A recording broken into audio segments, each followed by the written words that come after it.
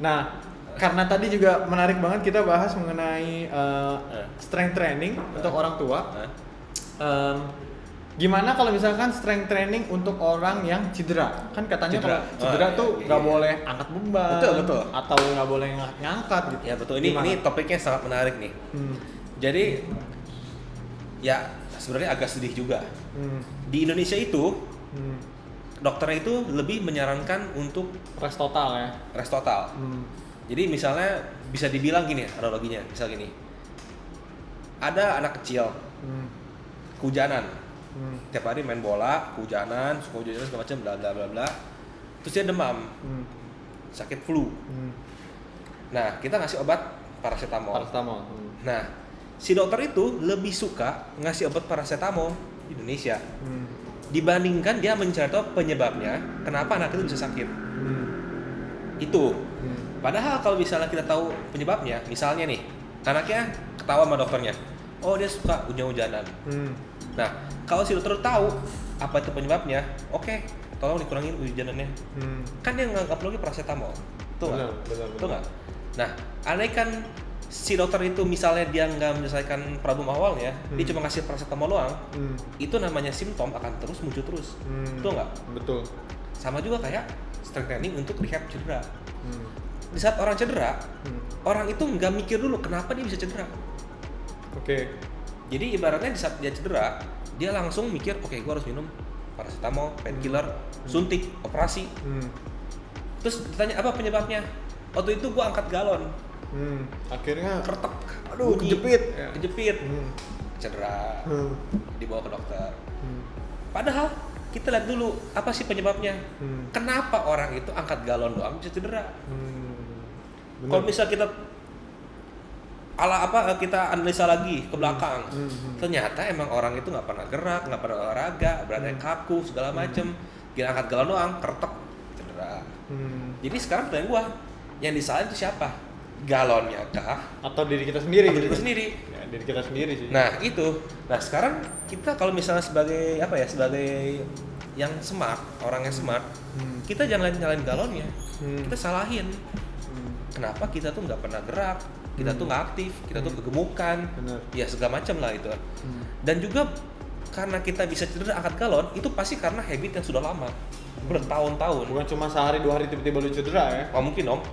Sekarang ada orang yang misalnya susah gerak. Coba emang waktu bayi susah gerak? Enggak. Waktu bayi pasti aktif banget kan? Berarti bisa dibilang cedera tuh bukan karena sial gitu ya? Bukan karena sial, ya sial juga sih. Tapi maksud gue penyebab itu bukan cuma hal yang sepele yang lu kira cuma kayak angkat galon. Soalnya itu bertahun-tahun. Jadi kalau misalnya kita ngomongin lebih teknis lagi itu pasti akan panjang gitu. Cuman simpelnya adalah di saat orang sudah melakukan habit yang bertahun-tahun, misalnya kegemukan, sering duduk, nggak pernah gerak, badannya dia tuh udah ke setel posisi begitu, kaku gitu, stiff. Jadi di saat dia angkat galon, dia nggak punya strength di sana, dia nggak punya mobility di sana, cedera, salahin galonnya. Salahinlah adalah gaya hidup lu, pola hidup lu, itu disalahin. Nah makanya itu strength training itu berguna untuk mencegah gitu ya. ya.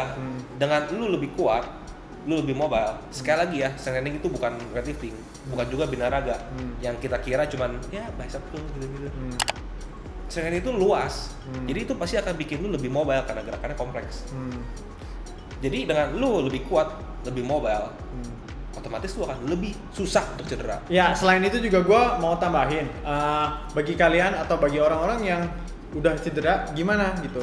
Jadi sebenarnya ketika kalian udah dicedera, seharusnya kalian justru malah strength training meskipun dengan gerakan yang lebih sederhana gitu. Karena kalau misalkan kalian nggak latih si ototnya cedera gitu, dia ototnya nggak bakal kuat lagi. Dan range of motionnya juga nggak bisa kelatih. Terlebih juga kalau misalkan kalian rest total, andaikan kalian cedera di otot bagian tubuh kanan, nanti karena kalian rest total, yang kiri juga ikut memendek atau atrofi. Jadi seharusnya kalian tetap latihan bareng profesional biar gerakannya tepat. Ada lagi nggak bro? Kira-kira yang mau ditambahin mengenai strength training for cedera? Gue nambahin di segi cedera. Cedera itu ada macam-macam lah.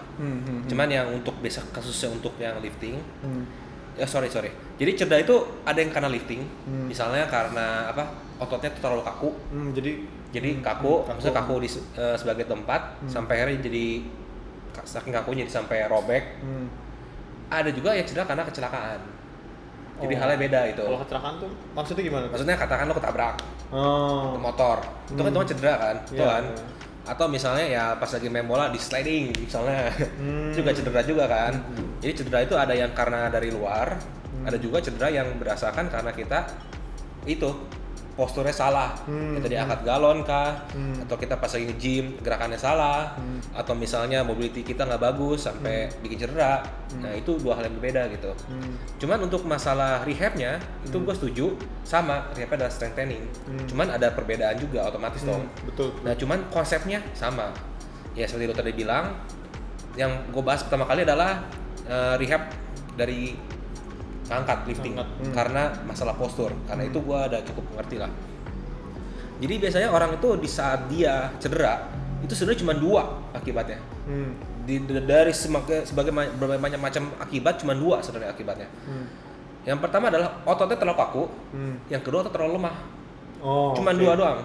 Jadi misalkan katakanlah lu sering sakit lutut, itu either otot kuat lu terlalu kaku, atau glutesnya nggak aktif gitu. Betul. Cuma dua doang. Karena lemah gitu. Betul, ya? cuma dua. Dan itu ngerembet ke semua. Cuma kalau kita tarik benang merahnya, apa ya penyebabnya itu cuma dua. Ada yang lemah, sama ada yang tight. Itu doang. Nah, satu caranya yang lemah kita perkuat dengan strength training. Yang tight ya kita bisa stretching, kita release, mobility atau apa gitu. Cuman dua konsepnya sejalan.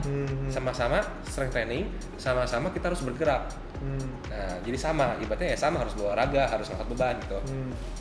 Untuk yang karena kecelakaan, ini sejujurnya bukan ranah gua, karena gua juga nggak tahu. Cuman dari juga. Bingung juga. Cuman dari yang apa gua pelajari, biasanya orang setelah kecelakaan motor atau apa, kan kakinya nggak bisa bergerak tuh. Ya, terus ngeliat kan ada orang yang pakai apa sih? Ya pembantu lah. Latihan gitu ya. jalan lagi. Itu kan bisa dibilang dia memperkuat lagi otot yang sudah kecelakaan. Dan ototnya sudah cedera. Bener banget sih. Nah jadi sebenarnya konsepnya sama. Cuma kalau misalnya lu nanya gua, gerakan strength training apa yang harus untuk orang seperti itu? Ya, gua nggak tahu. Nggak tahu, kita nggak expertise kita lah. Betul. Tapi konsepnya sama. Latihan otot setelah ototnya cedera itu penting. Jadi jangan total rest, betul. Sama asal kalian tahu aja, sebenarnya mesin-mesin fitness yang di Mega Gym itu diciptain awal mulanya karena untuk tujuan rehabilitasi orang cedera. Para ilmuwan tuh cari cara gimana caranya untuk memperkuat si otot yang udah robek itu, dan akhirnya mereka ciptain alat-alat yang bisa membantu strength training.